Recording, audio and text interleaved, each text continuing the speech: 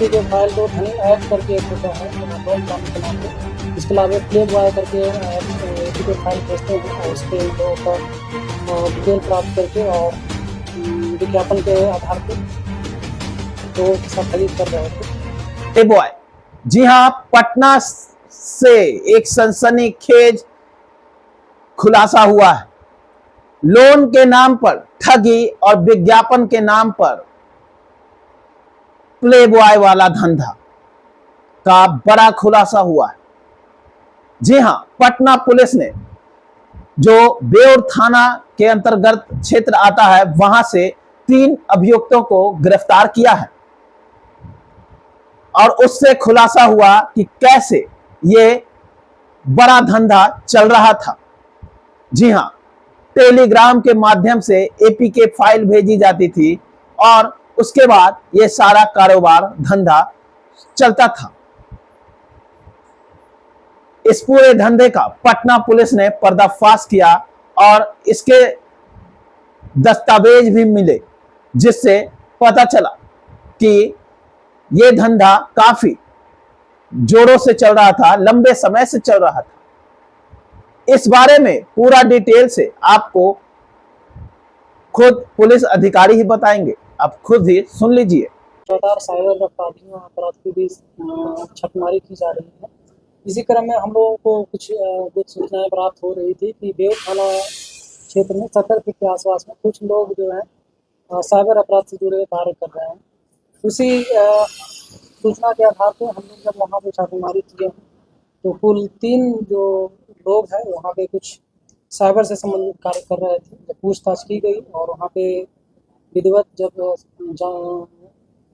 जांच की गई और जांच करने के बाद उनके रूम से करीब 11 मोबाइल मिले और 1 लैपटॉप मिले और उनका जब जांच किया गया, उन लोग से पूछा गया तो उन लोग कई तरह के एपी के फाइल, जैसे कुछ एपी के फाइल तो धनी ऐप करके एक होता है लोन दिलाने के नाम पे।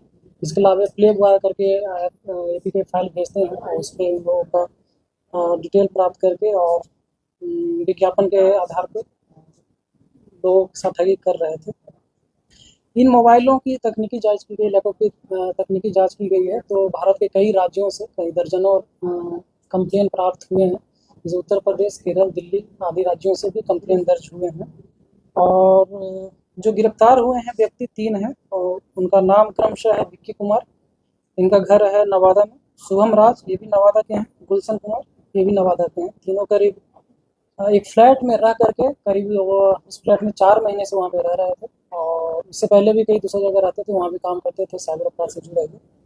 तो इस तरह से इन लोगों को 11 मोबाइल लैपटॉप के साथ में गिरफ्तारी की गई। प्ले बॉय और धनी ऐप के नाम पर किस तरह से लोग फाइल भेज सकते हैं, क्या है प्ले बॉय? धनी ऐप में क्या होता है कि लोग जो सोशल मीडिया पे विज्ञापन देते हैं, वहाँ से किसी को अगर लोन लेना है तो उस पर अप्लाई करते हैं। अप्लाई करने के बाद वो कुछ प्रोसेसिंग फी के नाम पे जैसे लोन अगर 10 लाख दिलाना है तो उसके आधार पे 5,000 रुपये का प्रोसेसिंग फी लेते हैं। अगर 1 लाख लोन दिलाना है तो 1,000-1,200 इस तरह से उनका रहता है कुछ फिक्स अमाउंट। तो पैसा जैसे ही प्रोसेसिंग फी हो जाता है तो उसको एक फर्जी डॉक्यूमेंट बना करके दे देते हैं कि आपका लोन जो है सैंक्शन हो गया है, उनके व्हाट्सएप भेज करके उनको ब्लॉक कर देते हैं। इस तरह से धनी ऐप के माध्यम से करते थे। प्ले बॉय में इन लोग एपीके बना करके और कुछ लोगों को विज्ञापन के माध्यम से ही कुछ लोगों को कि अगर प्ले बॉय के रूप में जॉब करना है और ये इसमें काम करना है तो उनका सारा डिटेल मंगवाते हैं और जॉब दिलाने के नाम पे, प्ले बॉय के नाम पे काम करने के नाम पे उनसे भी कुछ पैसे की ठगी करते हैं और उसके बाद उनका नंबर ब्लॉक करके छोड़ देते हैं। सब कितने लाख? देखिए अभी तो कुल ये नहीं किया गया है, एग्जैक्ट नहीं बता सकते हैं। हम बता रहे हैं कि दर्जनों मामले दर्ज हैं तो उनको देखने के बाद ही, सारे कैलकुलेशन करने के बाद ही ये कब से लोग अभी जहाँ से गिरफ्तारी हुई वहाँ पे तो 4 महीने से रेंट पे रह रहे थे। उसके पुराने इतिहास के बारे में भी हम लोग जानकारी इकट्ठा कर रहे हैं।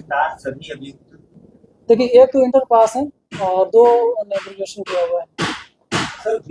क्या है कि जो एपीके फाइल होता है जैसे ही आप डाउनलोड करते हैं तो वो प्रोग्राम रहता है, जैसे ही आप डाउनलोड करते हैं उसके बाद कुछ छोटे अमाउंट को पेमेंट करने के लिए वो बोलते हैं। तो जैसे आप एपीके डाउनलोड किए, इंफॉर्मेशन सारा उसमें आप दिए, आपको छोटा अमाउंट 2 रुपया 10 रुपया अमाउंट यूपीआई के माध्यम से पेमेंट करवाते हैं। जैसे आप पेमेंट करते हैं तो आप अपना पासवर्ड उसमें डालते हैं। चूँकि एपी को डाउनलोड आप कर चुके हैं तो आपका रिमोट एक्सेस किसी और के पास वो चल रहा है। पासवर्ड आप जैसे ही डालते हैं तो आपका यूपीआई का पासवर्ड उनके पास चला जाता है। और कई सारे ऐसे फर्जी टाइप के ऐप हैं जिसके माध्यम से आपका यूपीआई, चूँकि मोबाइल नंबर उसके पास है और कॉल फॉरवर्डिंग उसका चला गया है, मैसेज फॉरवर्डिंग भी उसके पास है, रिमोट एक्सेस आपके मोबाइल का उसके पास है, तो आपका एक फर्जी यूपीआई बना लेते हैं और आपके अकाउंट से सारे पैसे आप जितने भी यूपीआई में होते हैं वो सारे पैसे भी निकासी कर लेते हैं। अकाउंट कौन सा यूज? देखिए अकाउंट इन लोग जो पेमेंट कराते हैं किसी जो एक सप्लायर होता है अकाउंट का, ये लोग काम फ़ोन करके और लोगों को फंसाने का काम करते थे। इसके एक और ले रहा था जो अकाउंट सप्लाई करता है, तो उन अकाउंटों में पैसा जाता है और उनको फिर एक पैसा पेमेंट के रूप में, कमीशन के रूप में और पेमेंट करते हैं। तो पेमेंट करने का कई तरीका होता है। एक तो वाउचर के रूप में इनको पेमेंट कर देते हैं और ये कुछ शॉपिंग कर लें कहीं अमेजन से या फ्लिपकार्ट से, किसी भी प्लेटफॉर्म से, या फिर मार्केट में जा करके आपको मॉल वगैरह में जा करके वाउचर के माध्यम से ये पेमेंट कर लेते हैं। और कई बार क्या होता है, देखिए कुछ जैसे आम जन आते हैं हमसे मिलने के लिए आते हैं, तो इस बीच में कई सारी सूचनाएं भी देते हैं। तो सूचनाएं हमें प्राप्त हो रही थी कुछ दिनों से। नहीं, पटना में तो नहीं, बिहार के और राज्यों में है। जैसे आप देखेंगे दरभंगा में ही इस पे है, कंप्लेन है, और एक दो और शुरू से देखा जाता था कि पटना कंप्लेंट पहुंचता है। पुलिस तो काम कर रही है और जिस तरह से अपराध हो रहे हैं पूरा भारत या नेशनल लेवल का ये इशू है, बहुत बड़े लेवल का इशू है और राष्ट्रीय स्तर से इस पे कार्रवाई की जा रही है। इसमें और तीव्र गति से करने का ये है ज़रूरत है अभी। और पहले आप देखें 2 साल पहले और अब में काफ़ी अंतर दिखा होगा आप लोगों को कि इस पे पूरा भारत सरकार या राज्य सरकार कोई भी हो वो काफ़ी ध्यान दे रही है साइबर अपराध को लेकर। ये अकाउंट जो मंगाते थे इनको सप्लाई कोई दूसरे लोग करते थे, दूसरे जगहों पे इनका पेमेंट जाता था। पेमेंट जो ओटीपी इनके पास आता है, जो पिन इनके पास आता है, ये किसी और एक ग्रुप को शेयर करते हैं, पेमेंट वहाँ से निकासी की जाती है और जो पेमेंट प्राप्त हो जाता है तो इनको फिर कमीशन के रूप में इनका 25% या 20% की बातें होती है। पटना साइबर क्राइम मामला निकल कर सामने आ रहा है सर, कई लोगों को हाँ, देखिए सूचनाएं तो इस तरह से प्राप्त हुई है कि कई लोगों को फ़ोन ऐसे किया जा रहा है कि आपका सिलेंडर जो है डिलीवर कर दिया जाएगा और आप ऑनलाइन पेमेंट कर दीजिए और कुछ अकाउंट नंबर पे या यूपीआई से पेमेंट कराने की मांग की गई है। हालांकि अभी साइबर थाने में एक भी मामला दर्ज इस तरह का नहीं हुआ है, लेकिन हम लोगों से अपील करेंगे कि इस तरह का अगर कॉल जाता है या फिर आपको सोशल मीडिया पे या फिर कहीं से भी इस तरह से आपको दिखता है कि आपको पेमेंट कर दीजिए, आपको डिलीवरी कर दिया जाएगा सिलेंडर का, तो हम ये कहेंगे आप लोगों से कि बिल्कुल ऑथराइज्ड जो जगह है जहाँ से पहले एजेंसियाँ से आप लेते थे, जो रजिस्टर्ड एजेंसियाँ हैं उनसे आप संपर्क करें।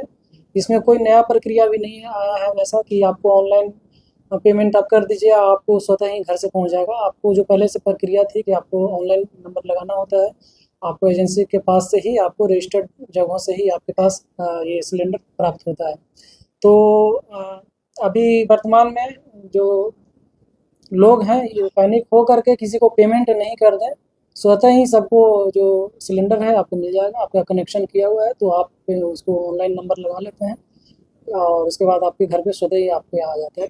पहले पेमेंट करने की आवश्यकता नहीं है आपको। किसी अनजान नंबर से फ़ोन आए या सोशल मीडिया पे कोई प्रचार इस तरह से किया जा रहा है तो बिल्कुल भी पेमेंट नहीं करें, उसको वेरीफाई कर लें सही व्यक्ति है या नहीं है, आपका एजेंसी का व्यक्ति है कि नहीं है, उसके बाद ही पेमेंट करें। कुमार उसका ज़्यादा रोल है। जो पूछताछ हम लोगों ने किया है तो कई सारे टेलीग्राम पे भी ग्रुप होते हैं, उसमें बहुत सारी जानकारियाँ एक दूसरे से शेयर की जाती है।